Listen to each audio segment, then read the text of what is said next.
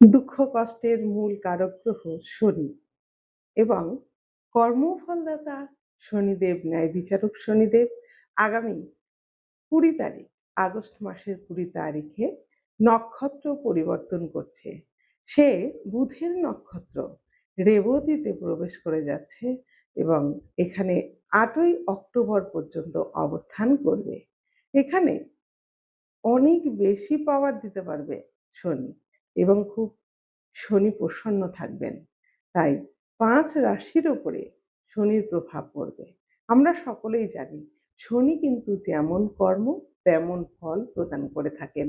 আপনি যদি খারাপ কর্ম করেন তাহলে শনি আপনাকে শাস্তি দেবে এবং আপনি যদি ভালো কর্ম করেন শনি আপনাকে সুফল দেবে। তাই যে রাশিরই আপনি হন না কেন, জীবনে চলার পথে কঠিন পরিশ্রম এবং ন্যায় পথে চললে শনিদেব আপনার প্রতি প্রসন্ন থাকবেন এবং কর্মক্ষেত্রে বিশেষ করে উন্নতি এবং স্থায়ী অর্থ প্রদান করে থাকে শনি। প্রচুর টাকা পয়সার মালিক শনি করান, কিন্তু সেটা স্থায়ী। রাহুও প্রচুর টাকা পয়সা দেন, কিন্তু সেটা অস্থায়ী।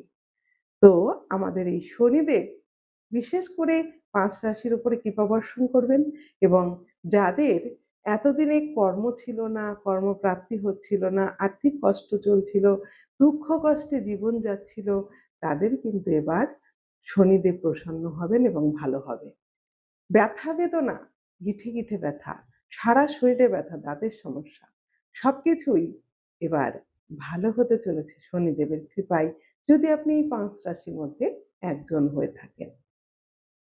এই 5 রাশির হঠাৎ কর্মপ্রাপ্তি, এতদিনের প্রচেষ্টা, বিবাহ হচ্ছে না, বিবাহ হয়ে যাওয়ার সম্ভাবনাও থাকবে। তাহলে এই 5 রাশি কারা? যাদের উপরে শনির কৃপা থাকছে, শনিদেবের হাত যদি কারোর মাথায় থাকে, পৃথিবীর কোনো শক্তি নেই তাদের খারাপ করে।